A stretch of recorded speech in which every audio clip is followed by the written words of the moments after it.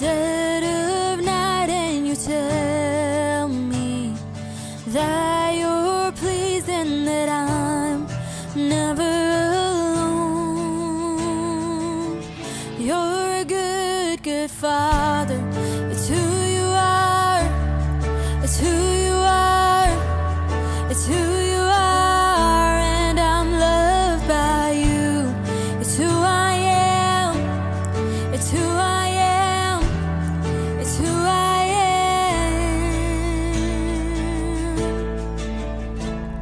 Oh, I've seen many searching for answers far and wide, but I know we're all searching for answers. Only you provide, 'cause you know just what we need before we say a word. You're a good, good Father. It's who you are. It's who you are. It's who you are, and I'm loved by you. It's who I am. It's who I am. It's who I am. You are perfect in all of your ways. You are perfect in all of your ways. You are perfect in all of your ways to us. You're perfect, God. You are perfect in all of your ways. You're so perfect in all of your ways. You are perfect in all of your ways to us. Oh, it's love so undeniable. I can hardly speak. Peace so unexplainable. I can hardly think as you call me. Deeper still as you call me. Deeper still as you call me. Deeper still into love, love, love. You're a good, good Father. It's who you are. It's who you are. It's who you are, and I'm loved by you. It's who I am. It's who I am. It's who I am. You're a good, good Father. It's who you are. It's who you are. It's who you are, and I'm loved by you. It's who I am. It's who I am. It's who I am. You're a good, good Father. It's who you are. It's who you are. It's who you are, and I'm loved by you. It's who I am. It's who I am. It's who I am. You are perfect in all of your ways. You are perfect in all of your ways. You are perfect in all of your ways to us. You are perfect in all of your ways. You are perfect in all of your ways. You are perfect in all of your ways to us.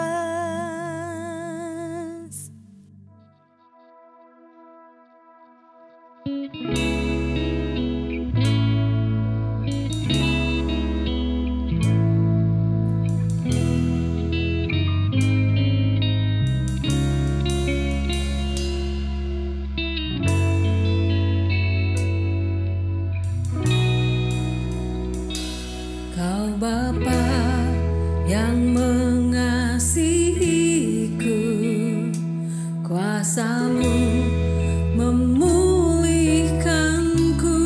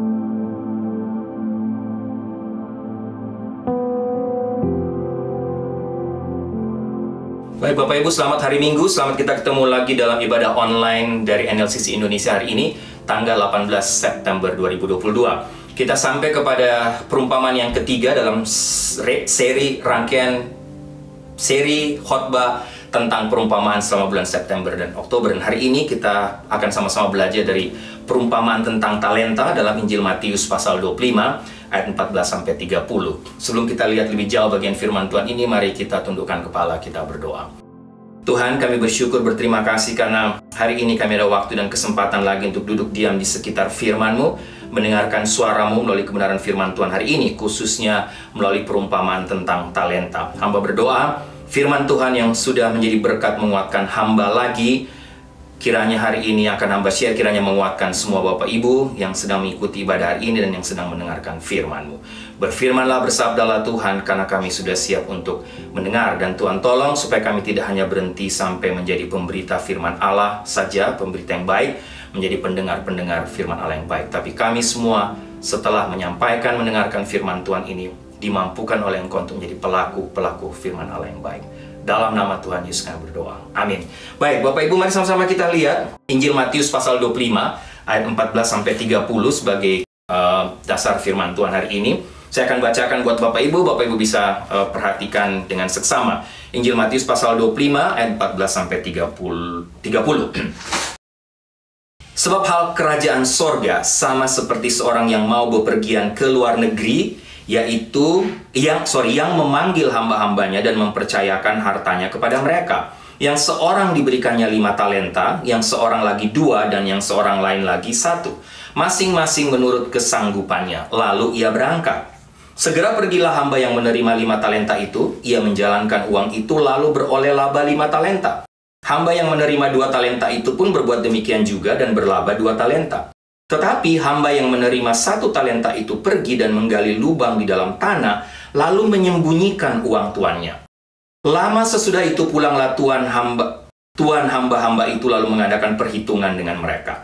Hamba yang menerima 5 talenta itu datang dan ia membawa laba 5 talenta. Katanya, Tuan, 5 talenta Tuan percayakan kepada aku. Lihat, aku telah beroleh laba 5 talenta. Maka kata tuannya itu kepadanya, baik sekali perbuatanmu itu, hai hambaku yang baik dan setia. Engkau telah setia dalam perkara kecil, aku akan memberikan kepadamu tanggung jawab dalam perkara yang besar. Masuklah dan turutlah dalam kebahagiaan Tuanmu. Ayat 22. Lalu datanglah hamba yang menerima 2 talenta itu, katanya, Tuan, 2 talenta Tuan percayakan kepada aku, lihat aku telah beroleh laba 2 talenta. Maka kata tuannya itu kepadanya, baik sekali perbuatanmu itu, hai hambaku yang baik dan setia. Engkau telah setia memikul tanggung jawab dalam perkara yang kecil, aku akan memberikan kepadamu tanggung jawab dalam perkara yang besar. Masuklah dan turutlah dalam kebahagiaan Tuanmu. Kini datanglah juga hamba yang menerima 1 talenta itu dan berkata, Tuan, aku tahu bahwa Tuan adalah manusia yang kejam, yang menuai di tempat di mana Tuan tidak menabur, dan yang memungut dari tempat di mana Tuan tidak menanam. Karena itu aku takut dan pergi menyembunyikan talenta Tuan itu dalam tanah. Ini terimalah kepunyaan Tuan. Maka jawab tuannya itu, hai kamu hamba yang jahat dan malas. Jadi kamu sudah tahu bahwa aku menuai di tempat di mana aku tidak menabur dan memungut dari tempat di mana aku tidak menanam. Karena itu sudahlah seharusnya uangku itu kau berikan kepada orang yang menjalankan uang, supaya sekembaliku aku menerimanya serta dengan bunganya. Sebab itu ambillah talenta itu daripadanya dan berikanlah kepada orang yang mempunyai 10 talenta itu. Ayat 29. Karena setiap orang yang mempunyai kepadanya akan diberi, sehingga ia berkelimpahan. Tetapi siapa yang tidak mempunyai, apapun juga yang ada padanya akan diambil daripadanya. Perhatikan ayat 30. Dan campakkanlah hamba yang tidak berguna itu ke dalam kegelapan yang paling gelap. Di sanalah akan terdapat ratap dan kertak gigi. Bapak Ibu, bicara soal talenta sebelum kita lihat lebih jauh bagian firman Tuhan ini. Pernah nggak Bapak Ibu punya pengalaman membeli satu barang yang mahal, tapi sejak Bapak Ibu beli sampai sekarang, Bapak Ibu tidak pernah pakai, Bapak Ibu tidak pernah gunakan. Itu berarti barang yang mahal tadi yang kita beli atau Bapak Ibu beli akan menjadi semacam hadiah saja atau harta yang tidak berguna. Ya, hanya dibeli, disimpan saja, tidak ada gunanya. Coba juga Bapak Ibu pikirkan. Ketika kita misalnya sebagai orang tua memikirkan hadiah atau membeli hadiah untuk anak-anak kita, pergi ke mall, kita pergi ke toko mainan anak yang mahal karena kita ingin menyenangkan anak kita, kemudian kita berikan kepada anak kita, Dan ternyata mainan itu tidak mereka pakai, tidak mereka gunakan. Bagaimana hati Bapak Ibu sebagai orang tua? Nah, Bapak Ibu, berdasarkan firman Tuhan hari ini, khususnya kalau Bapak Ibu baca seluruh Injil Matius pasal 25, satu waktu nanti kita semua akan berdiri dan diminta untuk menjawab dua pertanyaan ini. Ya. Yang pertama, apa yang kamu lakukan dengan anakku Yesus?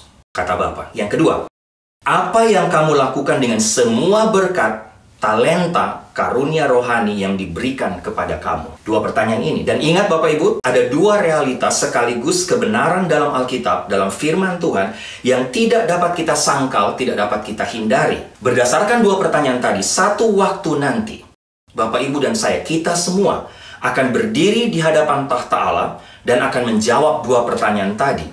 Ya, apa yang kamu lakukan dengan anakku Yesus? Ini artinya apa, Bapak Ibu? Ini pertanyaan menyangkut hidup kekal, menyangkut surga dan neraka, menyangkut keselamatan kita, keselamatan kekal kita. Melalui pertanyaan yang kedua tadi yang saya sampaikan, apa yang kamu lakukan dengan apa yang diberikan kepada kamu selama kamu hidup? Talenta, karunia rohani, bakat, dan lain sebagainya. Menurut saya Bapak Ibu, ini pertanyaan menyangkut penghargaan, pertanyaan menyangkut penata layanan. Bagaimana kita menggunakan semua berkat Tuhan yang Tuhan berikan kepada kita. Tetapi yang menarik dan mengejutkan adalah, walaupun pertanyaan tentang penghargaan atau tentang penata layanan, Bapak Ibu, tapi kalau berdasarkan perumpamaan talenta tadi, semuanya berakhir atau pertanyaan tadi berakhir dalam neraka. Yang tidak menata layani dengan baik harta, bakat, karunia rohani yang dia miliki, Tuhan bilang apa? Campakkanlah mereka ke dalam api kekekalan. Sehingga Bapak Ibu, inti dari perumpamaan ini sesungguhnya adalah satu saja, bersiap-siap. Tuhan akan datang kembali. Kerjakanlah apa yang Tuhan percayakan kepadamu dengan serius dan bertanggung jawab. Tuhan tidak hanya menginginkan kesetiaan kita saja, Bapak Ibu, tapi apa yang kita kerjakan, apa yang kita hasilkan dalam kehidupan kekristenan kita, akan Tuhan minta pertanggungjawaban dari kita. Ada beberapa kebenaran sekaligus peringatan Tuhan untuk kita melalui kisah tentang talenta ini, Bapak Ibu. Tapi sebelumnya, mari sama-sama kita lihat secara cepat saja. Banyak orang bertanya, apa kira-kira perbedaan antara bakat dan karunia roh? Nanti saya akan jelaskan kenapa pertanyaan ini penting, kenapa kita perlu untuk membedakan antara dua hal ini. Yang pertama, Bapak Ibu, mari sama-sama, atau saya ingin share sedikit tentang perbedaan atau definisi dari karunia rohani, perbedaan karunia rohani dan bakat. Kita sudah tahu mungkin, karunia rohani adalah kemampuan yang diberikan oleh Allah, oleh Tuhan, semacam keterampilan, kecakapan kepada kita sebagai orang percaya yang telah lahir baru. Yang telah terima Tuhan Yesus sebagai Tuhan Juru Selamat, menerima Roh Kudus ke dalam hidup kita. Dan tujuan dari karunia rohani ini adalah supaya kita dapat menjalankan fungsi kita dalam tubuh Kristus, yaitu gerejanya, Bapak Ibu. Itu karunia rohani. Bakat adalah kemampuan yang diwariskan dan dikembangkan sendiri untuk melakukan sesuatu dengan baik. Dengan kata lain, karunia rohani diberikan saat kita mengalami kelahiran kembali atau sesudah kita lahir baru. Tuhan melengkapi kita dengan karunia rohani. Bakat adalah sesuatu yang kita miliki sejak lahir, Bapak Ibu, ya, yang kita sudah punya sejak lahir dan kemudian kita kembangkan. Tapi jangan lupa Bapak Ibu, semua ini, entah bakat, karunia rohani, Tuhan berikan kepada kita satu tujuannya, untuk dipakai untuk melayani Dia, untuk dipakai untuk mengembangkan tubuh Kristus, yaitu gereja Tuhan. Banyak contoh. Kita lihat karunia rohani dan bakat. Karunia rohani dalam Alkitab, kepemimpinan, nubuat, penyembuhan, kerasulan, pengajaran, pelayanan, belas kasihan, ramah tamah, nasihat, penginjilan, doa syafaat, dan lain sebagainya. Bakat, jelas kita tahu, olahraga, musik, seni, fotografi, berbicara depan umum, public speaking, masak, mancing, manajemen, pengelolaan uang, acting, mesin, dan lain sebagainya. Bapak Ibu bisa lihat perbedaan karunia rohani dan bakat. Nah, sekarang, mengapa kita penting untuk mengetahui perbedaannya, Bapak Ibu? Menjawab pertanyaan ini, saya punya beberapa pendapat dan alasan mengapa penting untuk mengetahui perbedaan antara karunia rohani dan talenta atau bakat. Tapi pada akhirnya, saya pikir alasan terpenting mengapa orang Kristen perlu mengetahui perbedaannya adalah untuk kesehatan dan kesejahteraan rohani kita sendiri. Tapi pada saat bersamaan juga untuk menjaga kesehatan dan kesejahteraan gereja Tuhan. Apa maksud saya di sini, Bapak Ibu? Sekarang saya lihat orang Kristen, boleh dikatakan, orang Kristen cenderung berada di salah satu kondisi atau boleh dikatakan ekstrim ini, dalam hal keterlibatan dalam pelayanan secara personal maupun pelayanan di gereja, Bapak Ibu. Kondisi atau ekstrim pertama yang saya lihat adalah kelompok atau kondisi di mana mereka atau orang-orang, kelompok tadi, hanya duduk membiarkan semua orang melakukan pekerjaan atau pelayanan itu. Kenapa? Mereka rasa atau menurut saya, memiliki mental gereja lah yang harus memberi makan kepada saya. Atau memang karena mereka atau kita tidak tahu bagaimana, atau orang kelompok tadi tidak tahu bagaimana harus melayani, dan di mana karunia atau talenta itu bisa dipakai. Itu kelompok pertama, ekstrim pertama menurut saya. Sedangkan kondisi atau ekstrim kedua, mereka atau kita yang menceburkan diri secara langsung ke dalam pekerjaan atau pelayanan di sebuah gereja. Melakukan apa saja yang perlu atau apa saja yang bisa dilakukan. Melayani secara all round. Tidak peduli apakah kita secara rohani berbakat atau tugas kita atau tidak. Apakah cocok dengan kita atau tidak. Apakah kita memang punya karunia rohani dalam bidang tersebut atau tidak. Yang penting, saya harus melayani. Nah, Bapak Ibu, jangan lupa.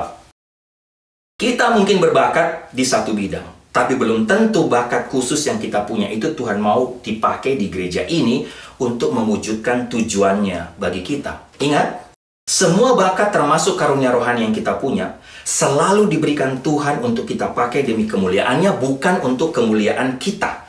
Dan juga bukan untuk kemuliaan gereja secara organisasi. Gereja ini hanya bagian atau area kecil di mana kita dapat menggunakan bakat kita. Yang pasti, kita harus selalu menggunakan bakat kita untuk kemuliaannya. Untuk kemuliaan Tuhan. Tapi sekali lagi, belum tentu itu harus digunakan dalam sebuah pelayanan di mana Tuhan memanggil kita. Tidak selalu, Bapak Ibu. Dan kalau ini masalahnya, maka kita akan melakukan pelayanan kita. Tetapi akhirnya kita sendiri merasa lelah, burnout, merasa tidak ada yang perhatikan, dan secara rohani tidak terpenuhi. Akhirnya rajin atau melayani terus aktif, tapi tetap kosong. Demikian juga dengan mereka yang tidak melakukan apa-apa sama sekali dalam kondisi atau ekstrim yang pertama tadi. Mereka juga akan stagnan, akhirnya pergi dengan perasaan rohani yang hampa. Mereka mengalami kekeringan secara rohani, sehingga sama saja. Oleh karena itu, Bapak Ibu, mengetahui apa karunia rohani kita akan memungkinkan kita untuk melayani dengan cara yang paling efektif, paling bermanfaat bagi gereja. Gereja secara keseluruhan dan kesejahteraan rohani, emosi, dan bahkan fisik kita, Bapak Ibu dan saya. Sedangkan, kalau Bapak Ibu dan saya tidak meluangkan waktu untuk belajar dan membedakan antara keduanya, saya yakin akan menghasilkan paling tidak 3 kondisi, Bapak Ibu. Yang pertama, Bapak Ibu dan saya, kita semua akan gagal memenuhi potensi yang diberikan Tuhan kepada kita. Yang kedua, kita bisa gagal memenuhi tanggung jawab kita sebagai orang percaya, sebagai orang Kristen. Dan yang ketiga, kita akan gagal menikmati hubungan yang dalam dan intim yang Tuhan sebenarnya ingin kita miliki melalui hubungan kita dengan Dia, melalui relasi kita dengan Dia, melalui Roh Kudus yang Dia berikan kepada kita. Sehingga Bapak Ibu, itu sedikit perbedaan tentang mengapa kita harus tahu, Bapak Ibu, perbedaan antara talenta dan bakat. Sehingga bagian yang pertama, saya tutup dengan beberapa kesimpulan ya, Bapak Ibu. Yang pertama, jangan lupa, bakat adalah sesuatu yang kita miliki sejak lahir, kemudian kita kembangkan. Karunia rohani diberikan Tuhan. Hanya orang Kristen yang sudah dilahirkan kembali yang memiliki karunia rohani. Talenta dapat digunakan untuk keuntungan pribadi, dan bahkan dengan cara duniawi, berdosa. Tapi karunia rohani tidak. Karunia rohani hanya digunakan untuk melayani Tuhan.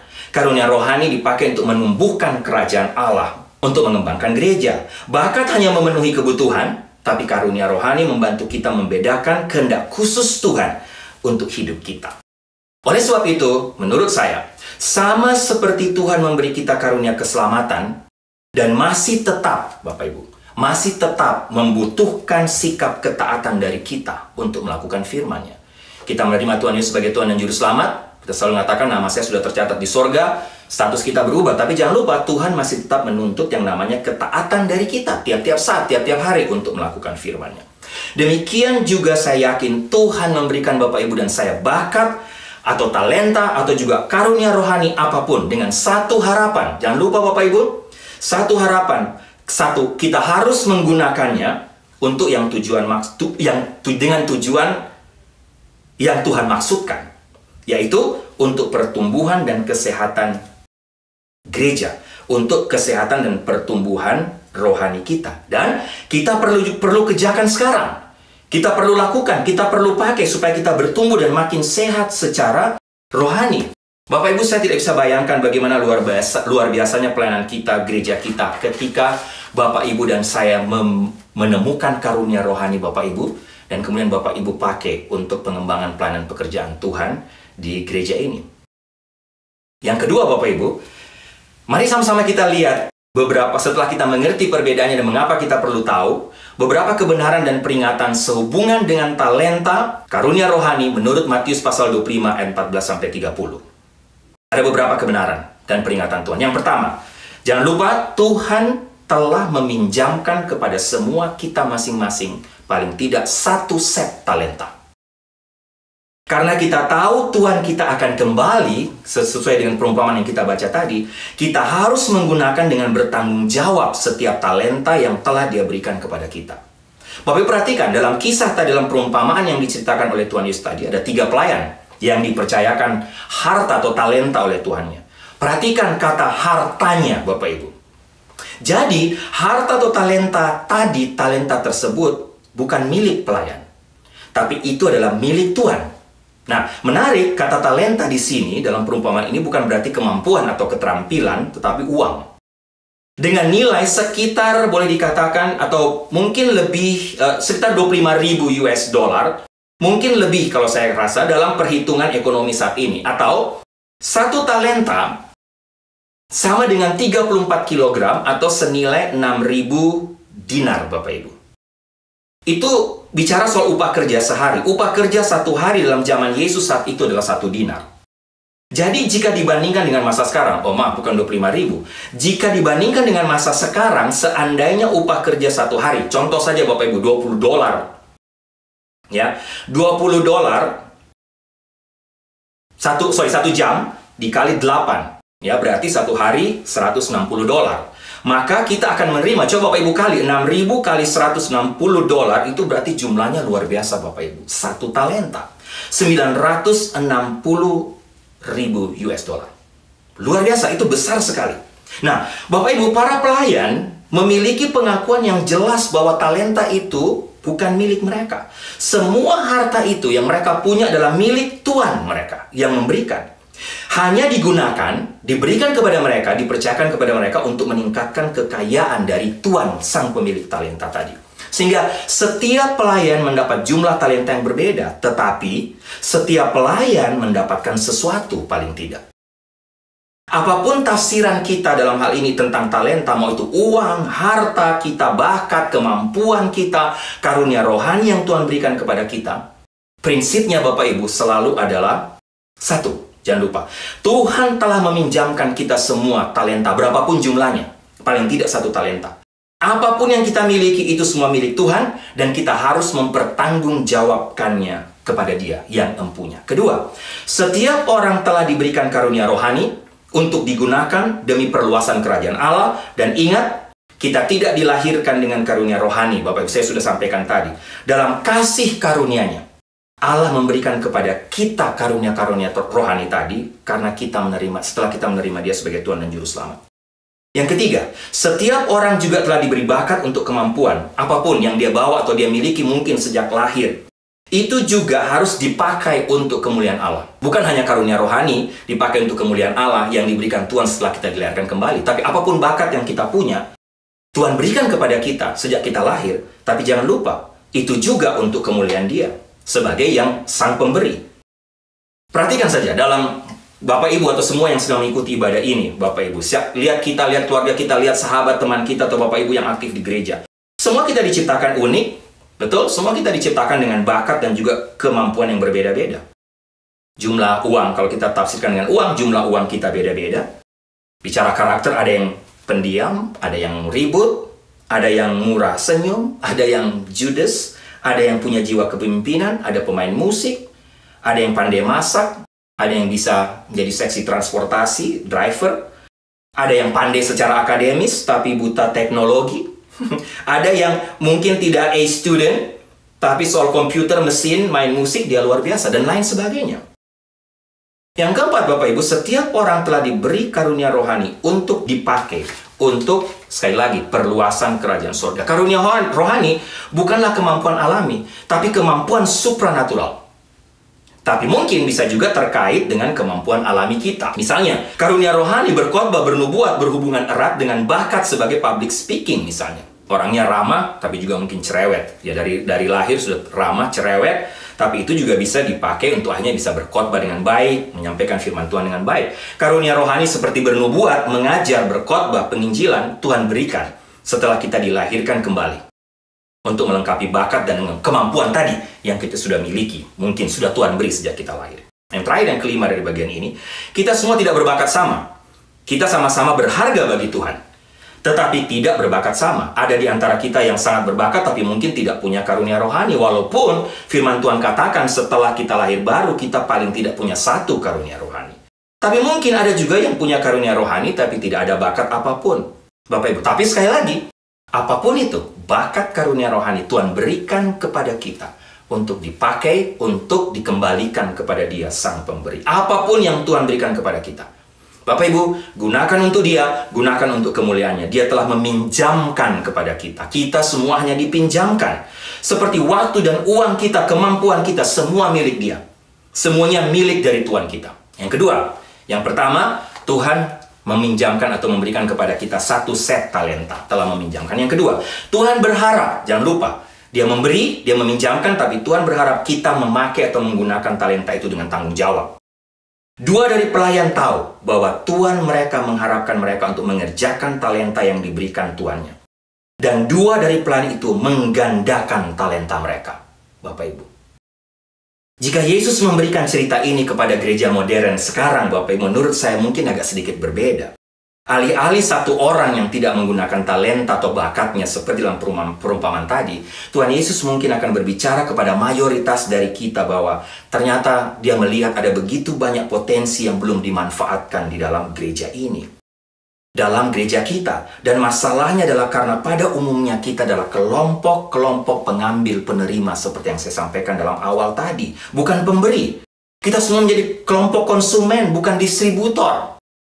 Kita seringkali bisa atau bahkan berusaha keras untuk memberikan yang terbaik demi karier dan keluarga kita, tapi tidak untuk pekerjaan Tuhan.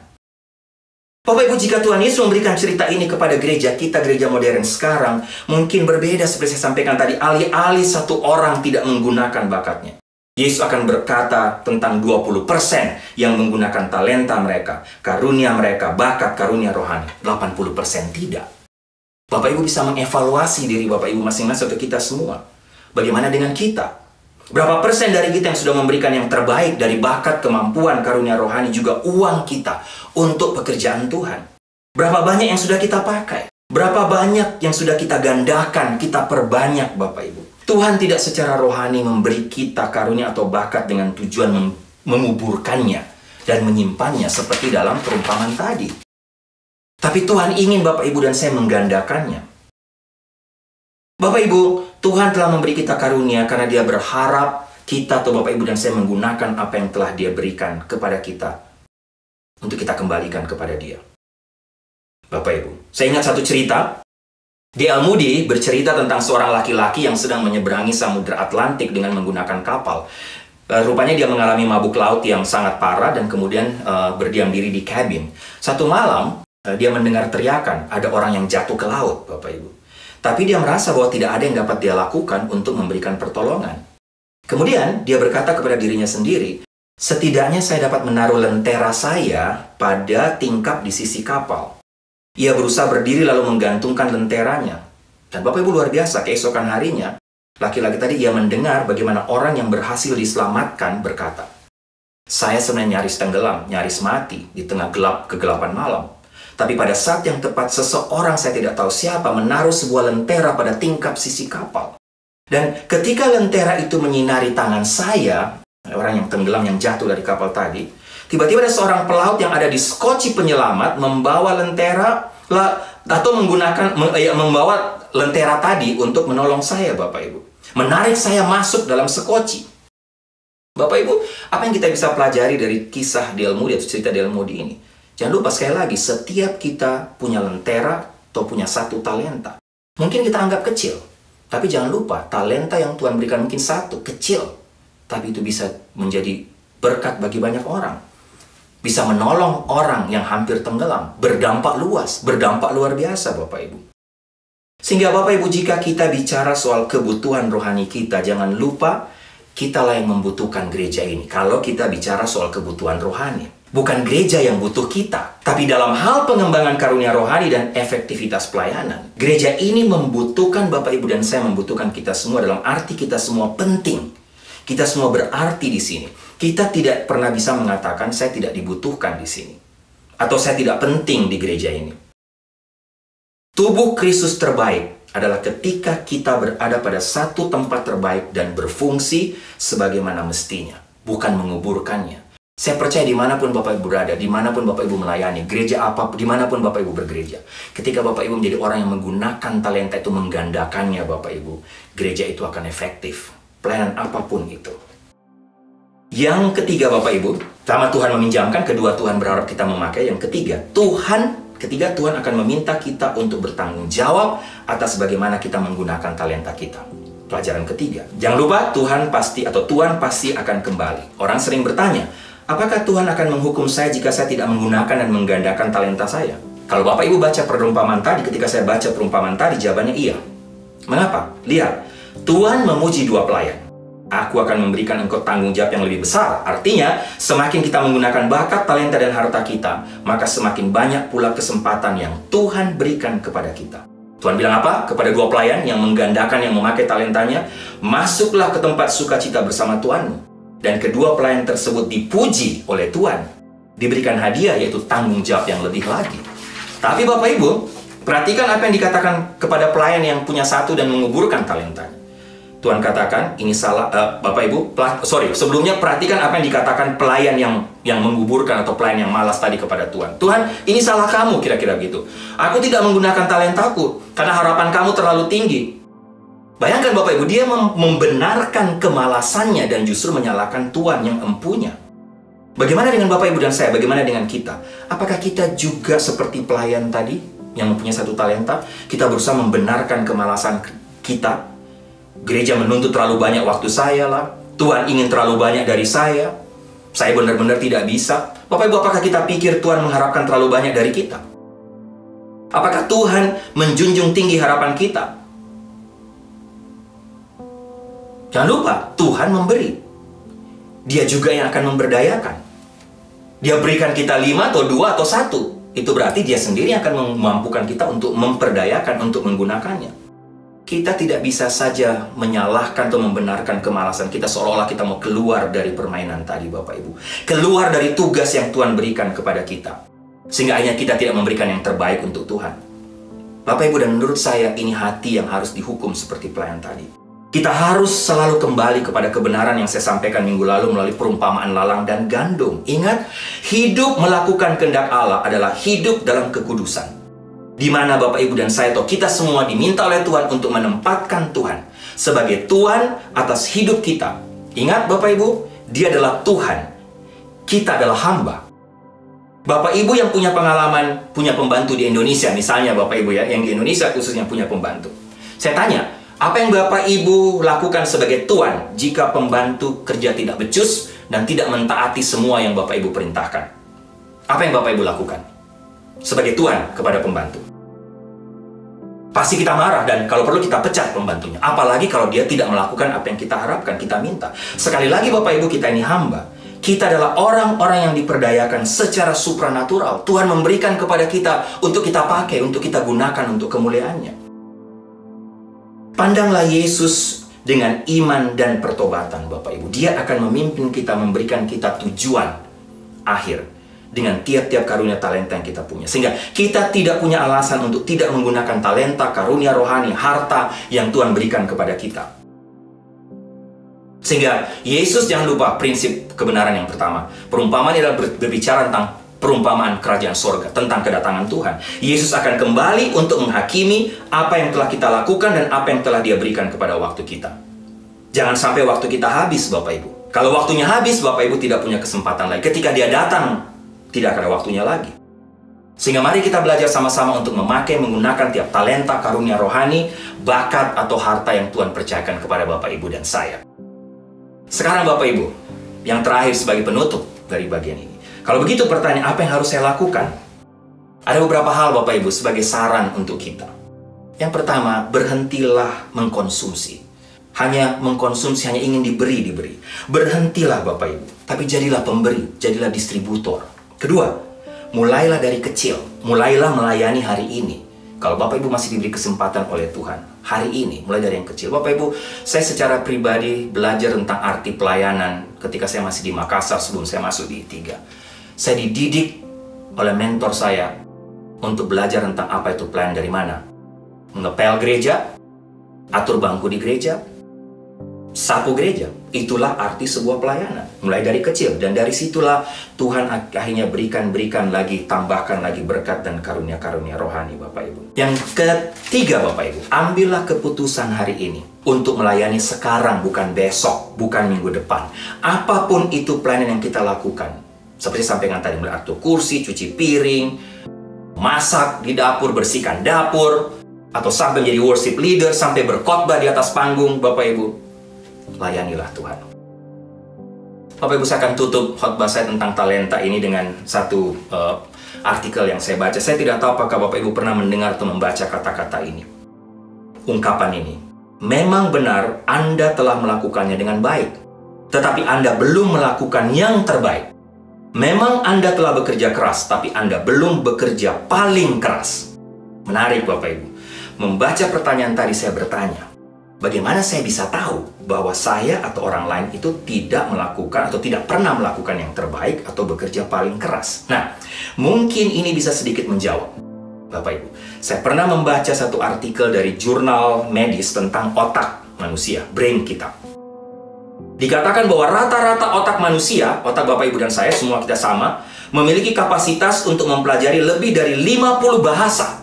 Luar biasa Bapak Ibu. Berpikir lebih cepat daripada komputer tercepat dimanapun. Dan dapat menghafal setiap kata di setiap buku, di setiap rak, di perpustakaan perguruan tinggi, dimanapun. Nah Bapak Ibu, sekarang pertanyaan untuk kita, pertanyaan untuk saya dan kita semua. Berapa banyak bahasa yang sudah Bapak Ibu tahu? Yang sudah Bapak Ibu pelajari sampai hari ini. Kalau itu masih kurang dari 50, berarti betul pernyataan tadi, kita belum melakukan yang terbaik. Berapa banyak buku yang Bapak Ibu sudah baca? Yang telah Bapak Ibu hafal? Jika masih kurang dari semua buku yang ada di perpustakaan, di perguruan tinggi, di berbagai tempat di dunia ini, berarti kita belum melakukan yang terbaik. Sehingga Bapak Ibu, kalimat penutup. Pelajaran untuk kita, sekalipun kita menghabiskan seumur hidup kita, kita tidak akan pernah sepenuhnya memenuhi potensi yang begitu ajaib, begitu luar biasa yang Tuhan berikan kepada kita. Persoalannya adalah, seberapa besar dorongan kita untuk memanfaatkannya, untuk menggunakannya, untuk melipat gandakannya. Apapun bakat karunia rohani, termasuk uang, harta yang Tuhan berikan kepada kita. Ingat, waktu terus berjalan dan mungkin akan segera berakhir. Lebih baik mulai dari sekarang, menggunakan seluruh bakat, talenta, dan berikan harta kita untuk pekerjaan Tuhan, untuk kemuliaannya. Amin. Mari kita tundukkan kepala, kita berdoa. Tuhan, terima kasih untuk kebenaran firman-Mu tentang perumpamaan tentang talenta ini. Kami belajar banyak hal tentang kebenaran penting lagi, khususnya bagaimana kami harus bertanggung jawab menggunakan tiap harta, tiap talenta, tiap karunia rohani yang sudah Tuhan berikan kepada kita. Entah itu bakat sejak lahir, karunia rohani yang Tuhan berikan setelah kami lahir baru, terima Tuhan Yesus sebagai Tuhan dan Juru Selamat, karunia-karunia supernatural. Tuhan tolong supaya kami benar-benar bisa bertanggung jawab di hadapan Tuhan ketika Tuhan datang, atau Tuhan sebagai pemberi yang empunya talenta itu datang kembali. Kami kedapatan seperti hamba yang setia dan baik tadi, yang menggandakan talentanya, bukan didapati oleh Tuhan sebagai seorang pelayan yang malas dan akhirnya dihukum oleh Tuhan masuk dalam api kekekalan. Terima kasih untuk firman-Mu. Dalam nama Tuhan Yesus kami berdoa. Amin.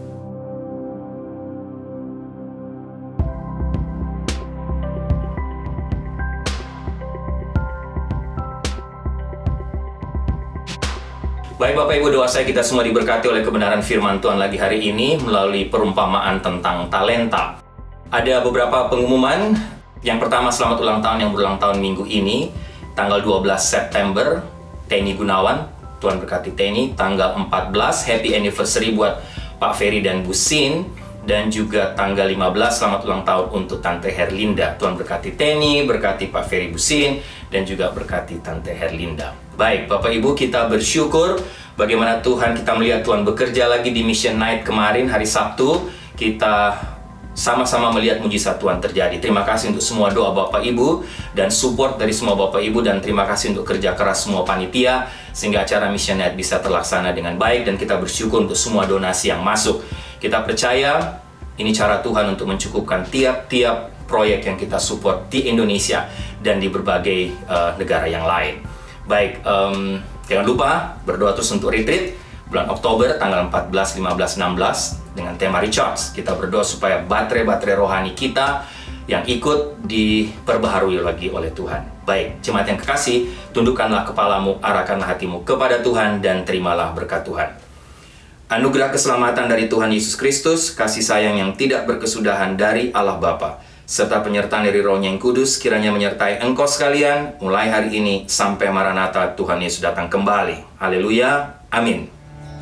I've heard 1,000 stories of what they think you're like, but I've heard the tender whispers of love in the dead of night, and you tell me that you're pleased and that I'm never alone. You're a good, good Father. It's who you are. It's who you are. It's who you are, and I'm loved by you. It's who I am. It's who I am. It's who I am.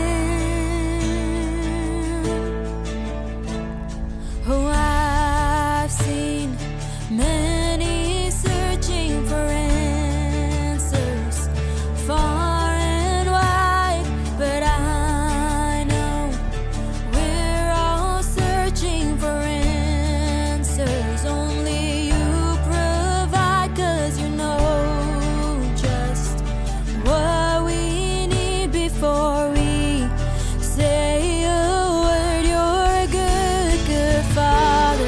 It's who you are. It's who you are.